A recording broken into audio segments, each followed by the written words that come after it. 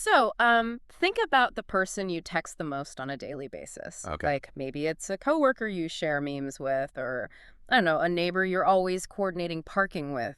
You probably interact with them a dozen times a week. Right. It's constant. Yeah, exactly. Now, I want you to contrast that and think about the person you would call if your life just completely fell apart at 3 in the morning.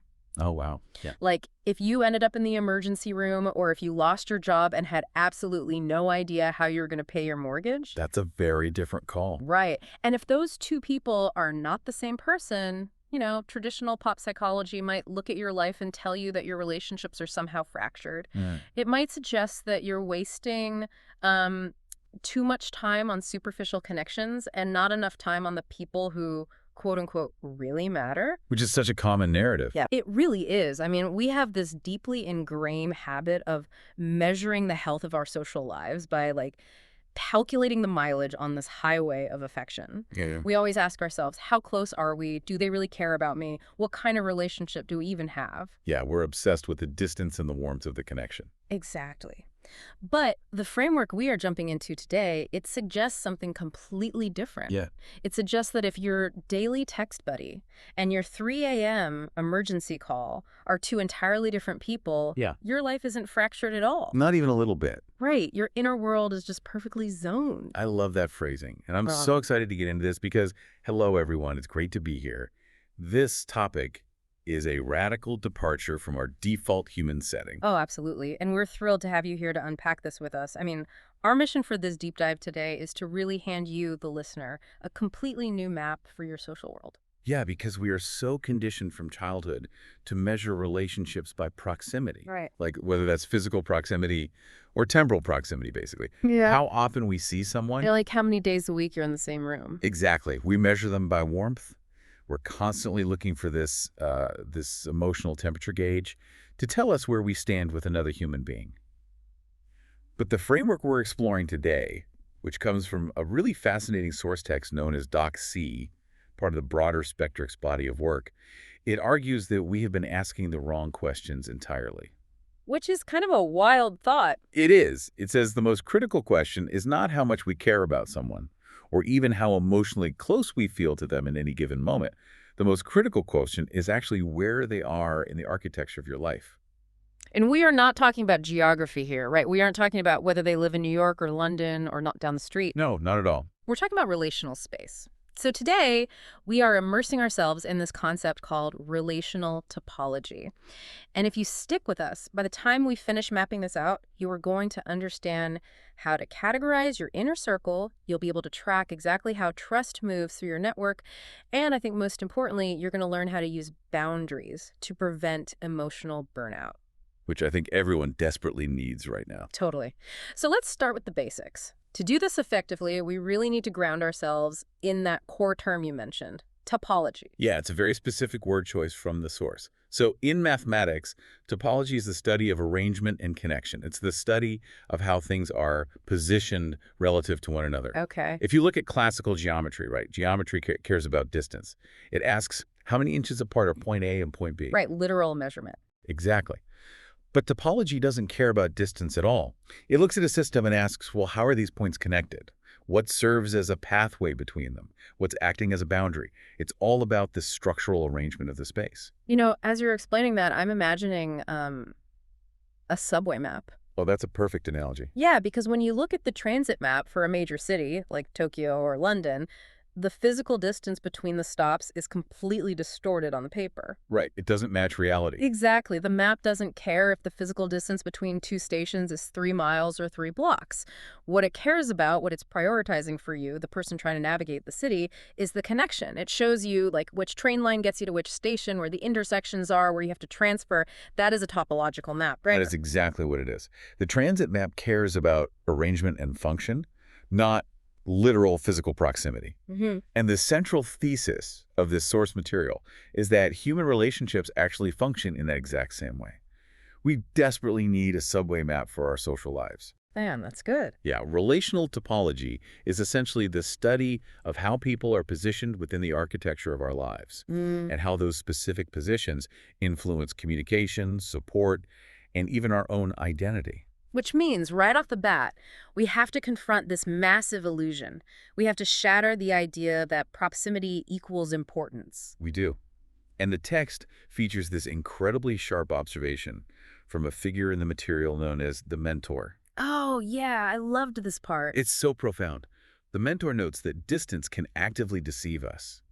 Because think about it, a person can live on the other side of the planet, someone you haven't shared a coffee with in 5 years, yet they occupy an absolute immovable central place within your life. Right. You know exactly where they are in your heart. Exactly. But conversely, someone might sit in the cubicle next to you every single day. You know their lunch order, you know their dog's name, you know their weekend plans, Yeah, you know everything about their routine. but they occupy almost zero meaningful relational space. Okay, I have to jump in here, though. Right. Let's unpack the friction in this, because I think a lot of people listening might feel this too. Go for it. Usually we rank our relationships by love, you know, we rank them by affection. But this framework explicitly says that relational topology is less concerned with affection and more concerned with function. Right. Honestly, that sounds incredibly clinical to me, like almost cold. Are we really supposed to look at our spouses or our siblings or our oldest friends and evaluate them based on their quote-unquote function, like their household appliances? Like, how do we reconcile the very real, messy human emotion of love with this structural, almost mathematical evaluation? That is such a valid pushback, and that friction you're feeling is entirely normal. It feels counterintuitive because culture tells us repeatedly that love is the only metric that matters. Right. All you need is love. Exactly. We're taught that if you love someone enough, everything else will just naturally fall into place. Mm, But if we look at the reality of human suffering in relationships, we see that just isn't true. unfortunately, yeah. So, evaluating function isn't cold. It's actually the ultimate form of relational clarity. Love and affection are not the same thing as practical structural compatibility. You can possess this boundless, unconditional love for someone, but if you do not understand their function in your life, if you don't understand their position in your topology, you will end up demanding things from them that they were never built to provide. Oh, wow. Okay. Yeah, understanding function doesn't diminish your love for them at all. It actually protects the relationship from the crushing weight of misplaced expectations. I see. It's like trying to run a brilliant, heavy piece of graphic design software on an operating system that was built just for simple word processing. Yeah, exactly. Like, the software isn't broken, the operating system isn't evil, they just aren't structurally compatible for that specific function. That's completely it. And when the computer crashes, you don't blame the concept of computing, right? Hmm. You recognize it was a compatibility error. And the material gives us this massive overarching metaphor to help us visualize this. And we're going to spend a lot of time living inside this metaphor today. Hmm. It asks us to imagine our inner life as an actual physical city. The city within. I love this visual. Because Right. what do we know about thriving cities? They are highly, highly organized. A functional city is not just a random smattering of buildings thrown into a field. That would be a mess. It's zoned. It is deliberately planned out so that different areas serve entirely different purposes. And the text outlines these different districts. Hmm. As you were listening to this right now, I really want you to start picturing your own inner city. Yeah, try to map it out in your head. Because we all have residential districts, right? Where everyday life happens. We have bustling business districts. We have government centers and courthouses. We have hospitals for acute care. We have schools for learning, parks for recreation, transportation hubs, industrial areas, and harbors. And every single meaningful person in your life currently occupies an address in one of those districts. But the crucial insight here is that they do not get their address arbitrarily. What do you mean by that? Well, you don't just point at a friend and randomly assign them to the industrial district. Their inherent function, the actual way you interact with them, the resources you exchange with them, that naturally places them in that neighborhood. Okay. Relationships are not just names in a contact list. They are distinct neighborhoods in your mind. Okay, this brings us to what might be the absolute most common reason our relationships fail, or at least the reason they cause us so much stress. If we take this city metaphor seriously, we have to talk about the disaster of mixed zoning. Yes, mixed zoning is catastrophic. Right. In real-world urban planning, if you build a heavy industrial smelting factory right next to a quiet residential kindergarten, you are going to have a disaster. A total nightmare. The factory is doing exactly what a factory is supposed to do. It's producing noise and pollution and goods, and the kindergarten is doing what it is supposed to do. but the zoning is fundamentally wrong, and it causes immense harm. And in our relational lives, mixed zoning is the invisible root cause of profound frustration. The material provides a really brilliant juxtaposition to illustrate this. It talks about your physician and your pastor. Oh, this is a great example. It really clarifies it. Assuming you have both of these figures in your life, you likely trust them both immensely, right? Yeah. The level of trust is very high for both. Yeah, I would hope so. However, they occupy completely different districts in your inner city. You would never go to your pastor to set a compound fracture in your leg. No, definitely not. And you would never go to your physician to seek deep spiritual redemption or moral guidance. Right. And if you did, you would leave the interaction feeling completely unsupported. And not because the physician is a bad doctor, but because you walked into the hospital looking for a sanctuary. Exactly. The text pushes this even further with a more complex, messier example. Your business partner and your brother. Oh man, this is the classic nightmare scenario. It really is.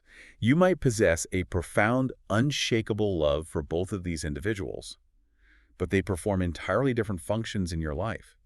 If you treat your business partner exactly the way you treat your brother if you overlook massive professional incompetence or chronic lateness or financial mismanagement simply because, well, he's like family, your business will inevitably collapse. It's doomed. Yes.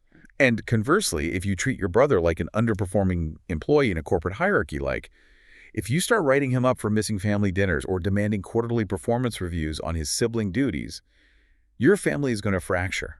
Okay, so if I am doing a live audit of my own frustrations right now, just thinking about my own life, if I'm annoyed with someone, if I feel constantly let down by a friend, the question I need to ask myself isn't necessarily, is this a toxic person? Right. The question might actually be, am I demanding that this person operate in the wrong neighborhood? That is the exact diagnostic question.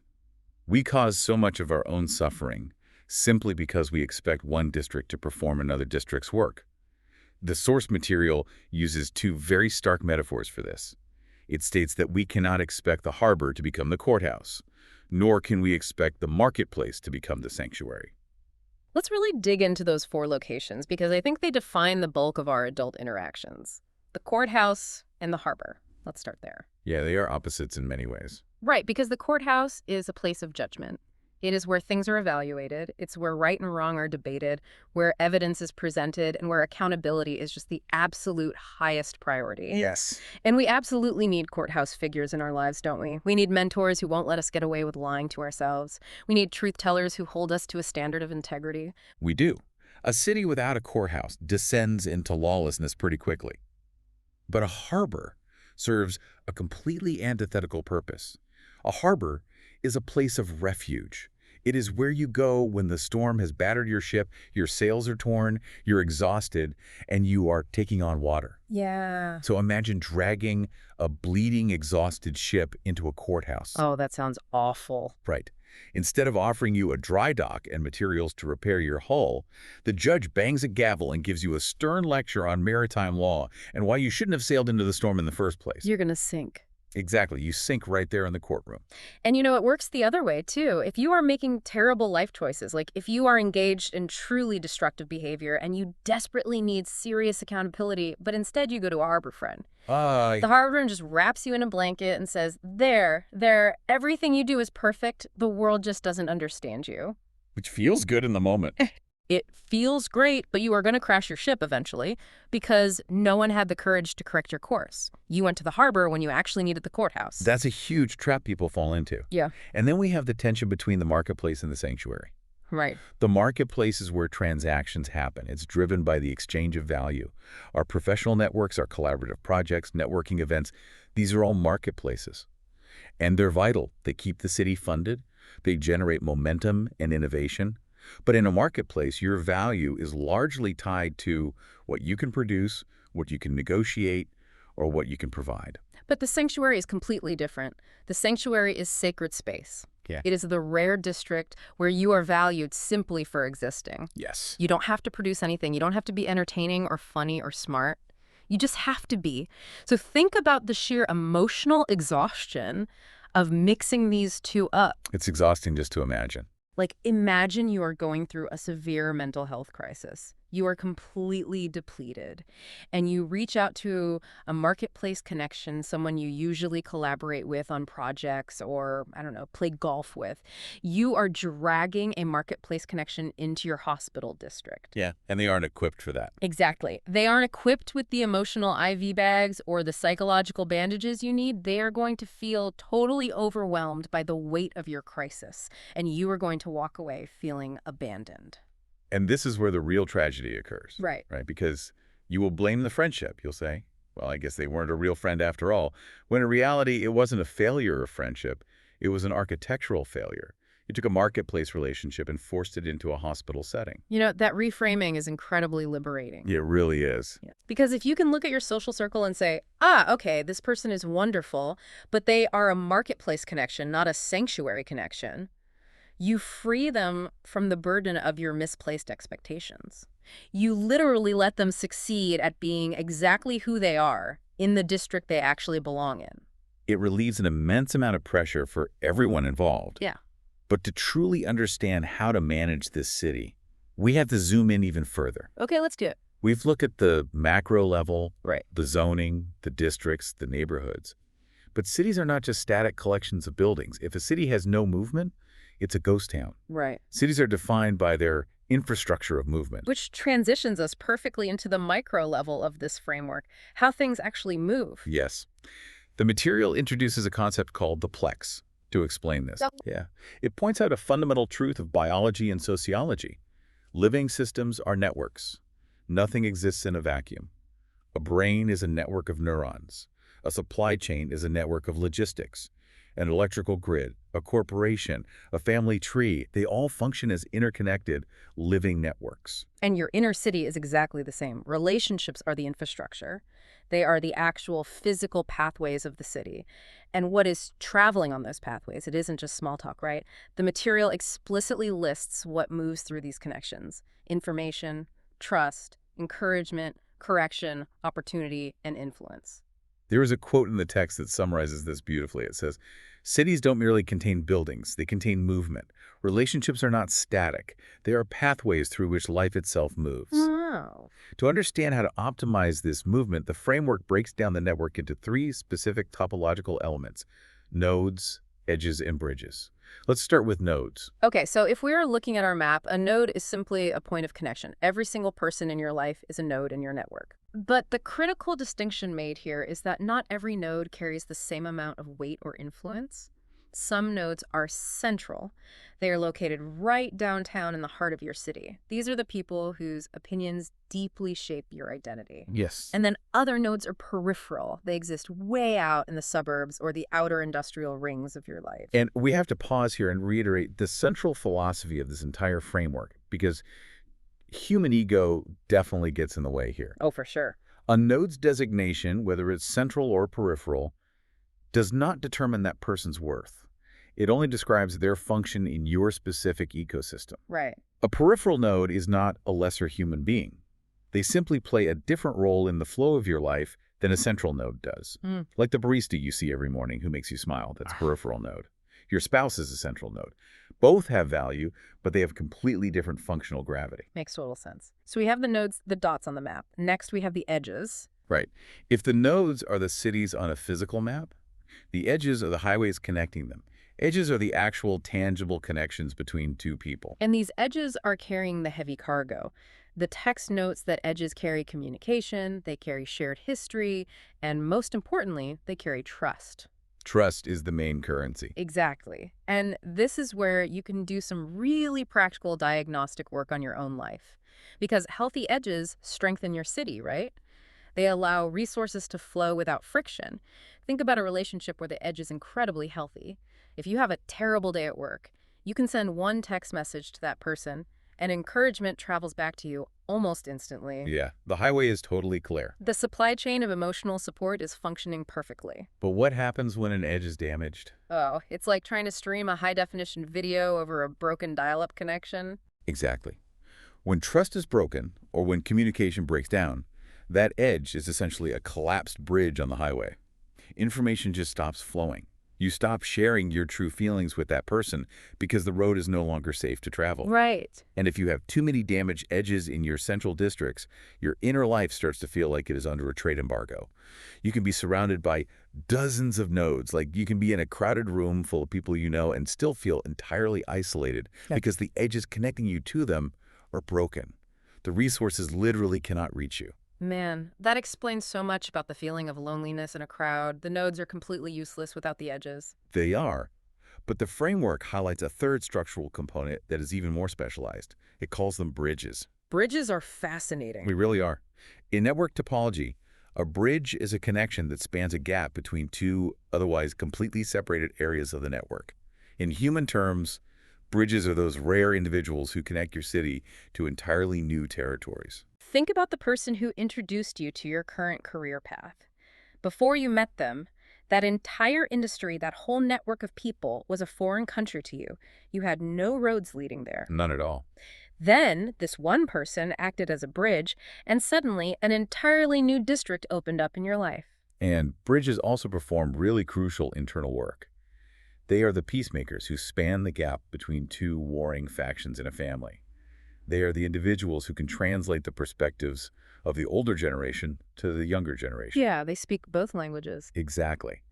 The material states this plainly. Without bridges, parts of our city literally never meet. If you're listening to this and you feel stuck, if your life feels stagnant, if you keep having the same conversations with the same people and facing the same problems, topological analysis would suggest that you don't necessarily need to change your core identity. Right. You might just be lacking bridges. Your network is closed, you're isolated within your own familiar districts, and you need someone to build a road out. Okay, so we have built the city. We have the districts. We have the nodes, the edges, the bridges. We have all this movement, all this flow of information and trust and influence racing through the streets of our inner lives. It's a busy place. It is. But if every single road is open to everyone, if everything is just flowing everywhere constantly with absolutely no restriction, that is not a functional city. That is a flood. It's totally overwhelming. Which brings us to one of the most crucial defensive strategies in this entire framework. We have to discuss the architecture of protection. We have to talk about gateways. This is a massive paradigm shift in how we view relationships.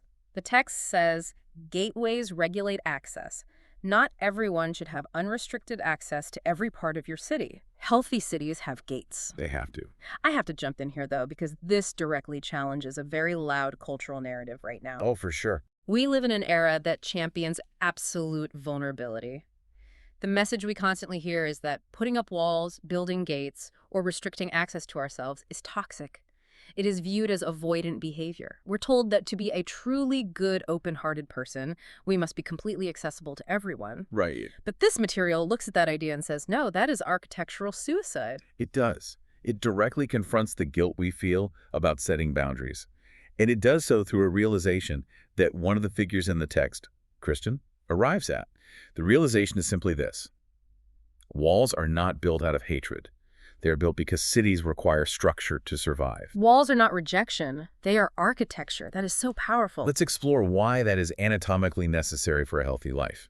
The material points out that while walls get a lot of negative attention in pop psychology, every single thriving city in the ancient world and every biological cell in your body possesses a membrane or a wall. Yeah. What does a wall actually do? It does three things. It defines, it protects, it differentiates. It tells us where one responsibility ends and where another begins. Imagine an actual city with no walls, no gates, no traffic lights, and no zoning laws enforcing who can go where. It would be pure chaos. To be gridlock everywhere. Exactly. If you allow everyone in your life unrestricted access to your most vulnerable inner districts, if you let every casual acquaintance wander into your hospital district or your sanctuary whenever they feel like it, you will be trampled.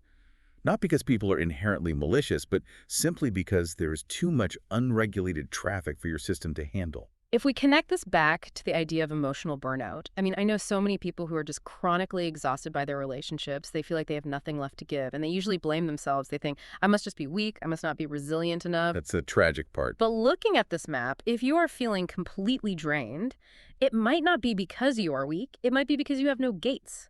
You have accidentally allowed the entire noisy marketplace to set up shop in your quiet residential district while you were trying to sleep. Yes. You are burnt out because you have zero crowd control in your inner city. Exactly. Without boundaries, there's no architecture, only chaos.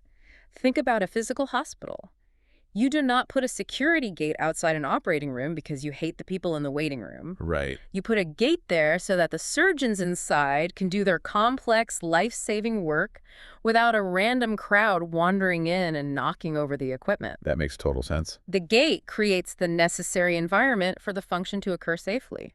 Your life is exactly the same. That gives the listeners so much permission to protect their energy. Yeah. You can love someone deeply. You can truly want the best for them and still look at them and say, you are not allowed past this specific gate in my life. That isn't a failure of love.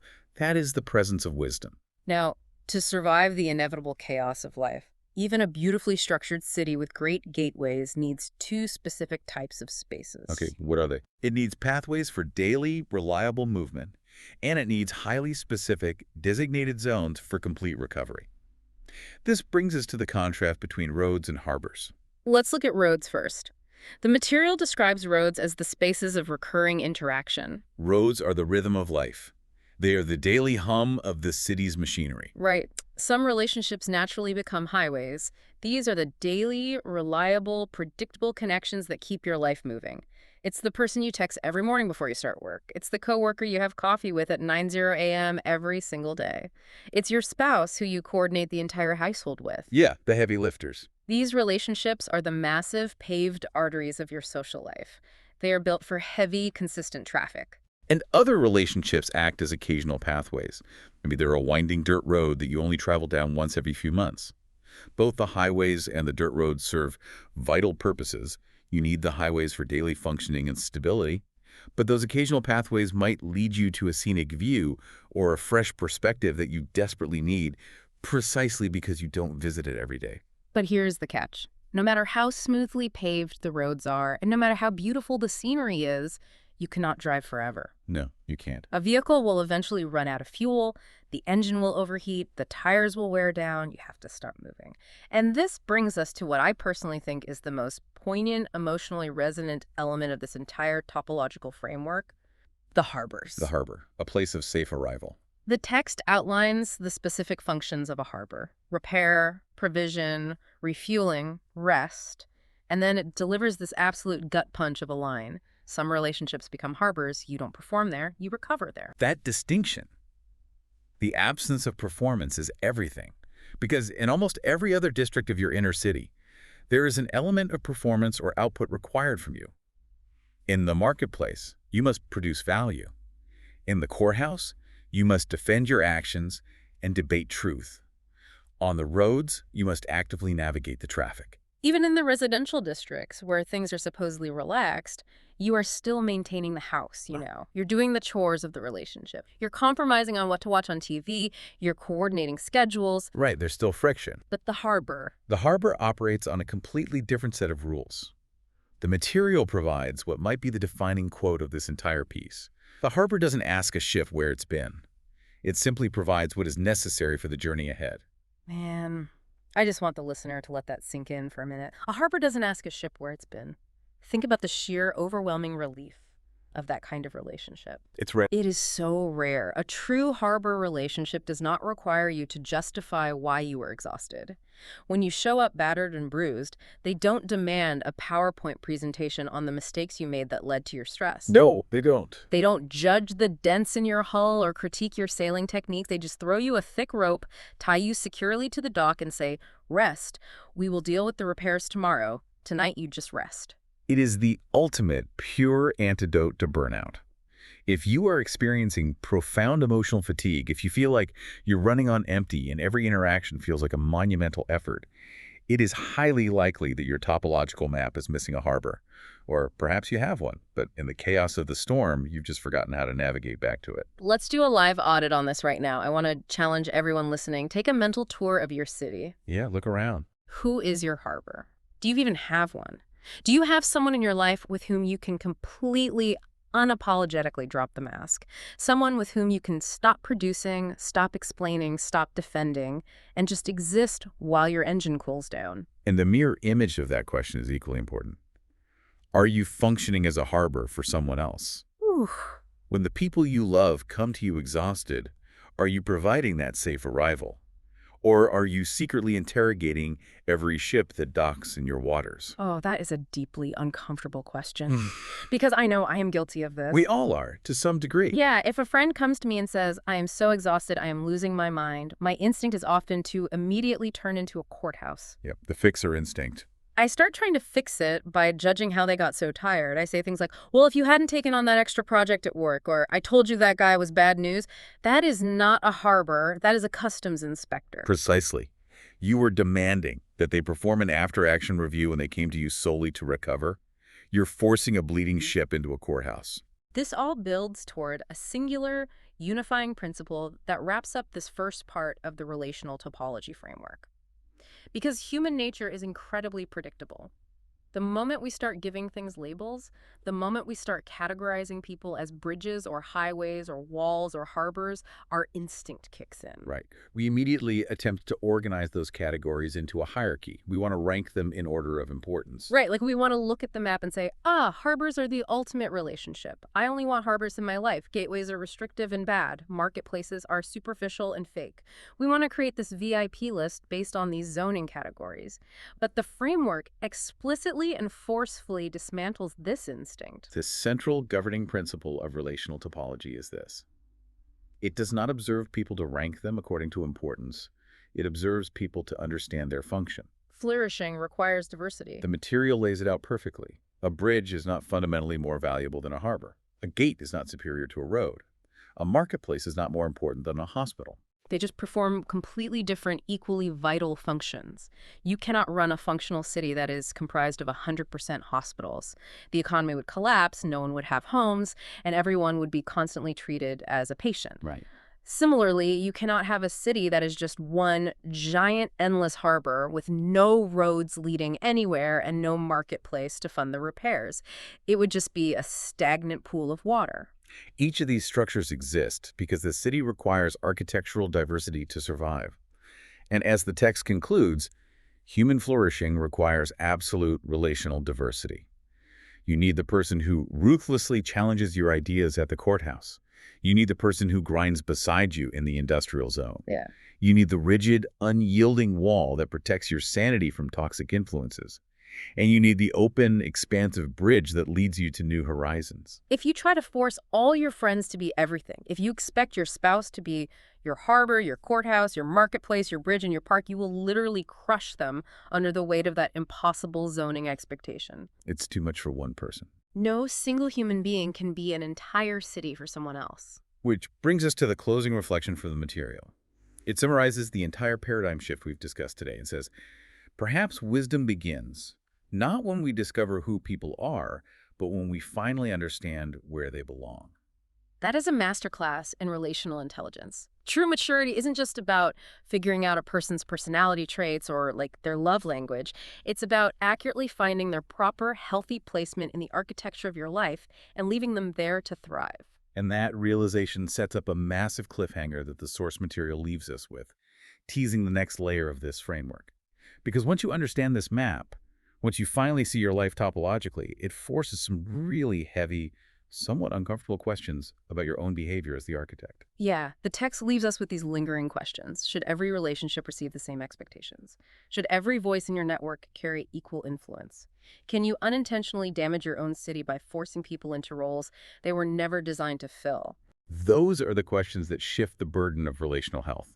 It moves the goalpost from simply trying to find the quote-unquote right people to actually becoming a responsible, deliberate architect of your own life. It puts you squarely in the city planner's chair. You are in charge of the zoning board. So, as we wrap up this deep dive, I want to leave you with one final, slightly provocative thought to mull over as you go about your day. Go ahead. We have talked about the whole map today, the districts, the network of nodes and edges, the protective gates, the daily roads, and the quiet harbors.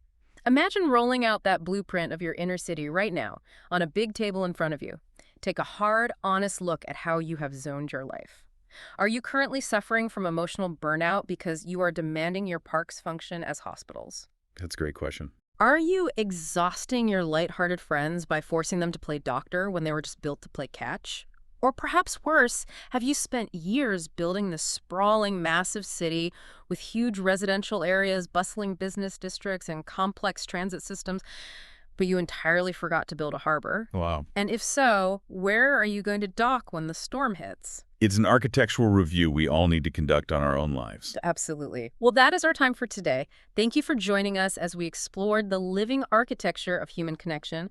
Until next time, keep a close eye on your map.